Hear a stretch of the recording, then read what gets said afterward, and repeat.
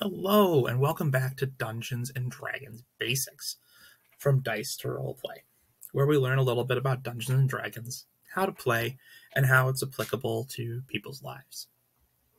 In this next episode, we're going to talk about the tools of the trade and the roles in the game, the things you need to get started. So let's begin. What are you going to need to play Dungeons and Dragons? Well, first, you need someone to volunteer to be a Dungeon Master. The Dungeon Master is the person that sets up the game, creates the enemies and the challenges and problems, and kind of controls the flow of the game. You're also going to need people to play with. Dungeons and Dragons isn't a lot of fun if you don't have at least 3 people playing with your Dungeon Master. So you should find people to play along with you. You're going to need a set of dice. We'll talk about what those kind of things are in a second. You're going to need character sheets, a pencil, and a good eraser. Your character sheet is going to keep track of your stats and all the things that you have on you. It's an important part of the game. Without a character sheet, you can't play. You might also want to have a notebook or a note sheet where you keep track of things that are going on. There's oftentimes a lot of details and things you might need to write down, so a note sheet's always good to have. And then, of course, you need a good attitude. Playing the game is fun, but it's always better with a good attitude. There are also some optional things you might need. Maps, minifigures, props, and snacks. We'll talk about all of these in depth over the next couple of slides. So what is a Dungeon Master? The first thing you need for Dungeons & Dragons.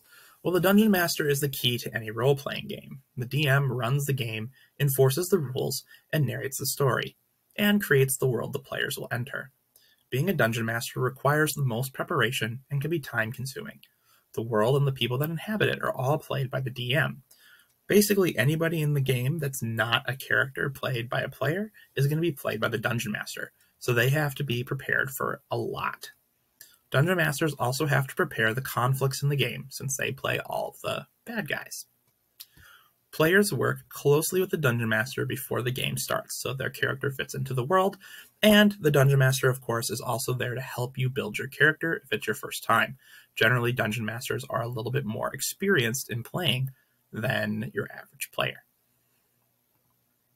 The second thing you need, like I said, are players.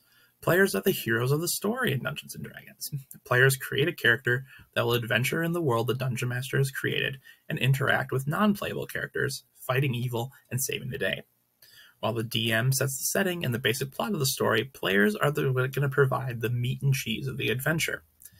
Players' characters can be simple, complex, or anywhere in between. It depends on who's playing, right? If you're a young person who's playing Dungeons & Dragons for the first time, your character might be simple. They have a few character traits, and they just go with those.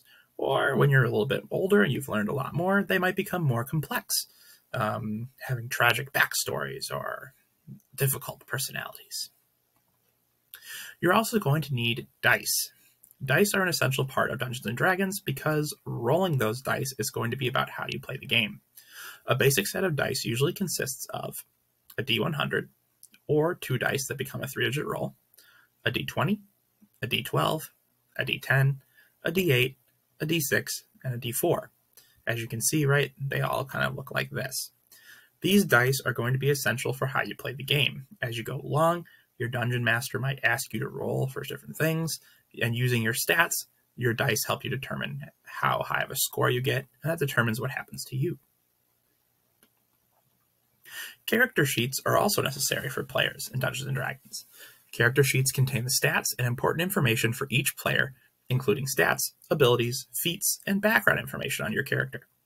Character sheets have to be updated constantly, because as you play, you might level up, progress, or get hurt.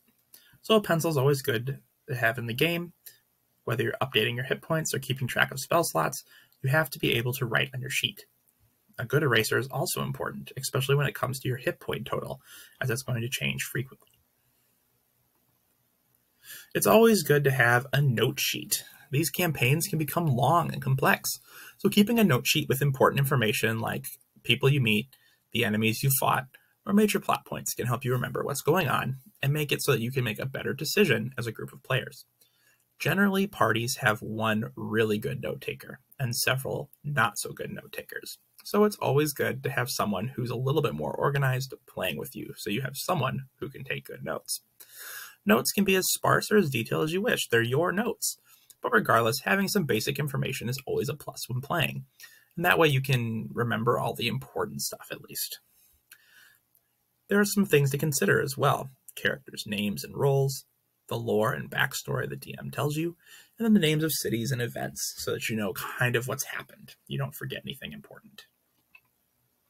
And then, of course, it's always good to have a good attitude. All in all, like I said earlier in the last episode, Dungeons & Dragons is ultimately a game, and it's a cooperative one where you're playing with other people.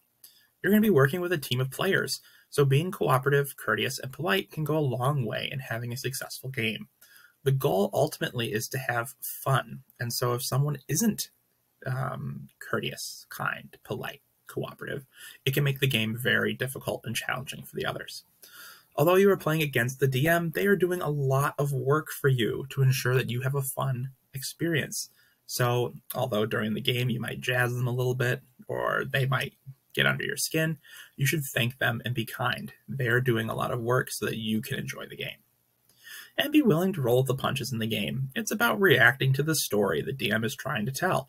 Explore, interact, and enjoy the world the way you want to. That's part of the game. Now, there are also some optional things that you might have as well when you're playing. Dungeon Masters will often create maps of the world, battlefields, and other important areas in the game. And these maps could be hand-drawn, or they could be made using an online program, so they could be digital. Cool. Although maps aren't necessarily needed to play Dungeons & Dragons, they definitely can add to the experience and make combat easier to envision, and generally just make the game more interesting. So that's something that some people use and some people don't. Minifigures are also a fun way to play. They're little plastic figurines that can be used to move around on maps or just, for fun.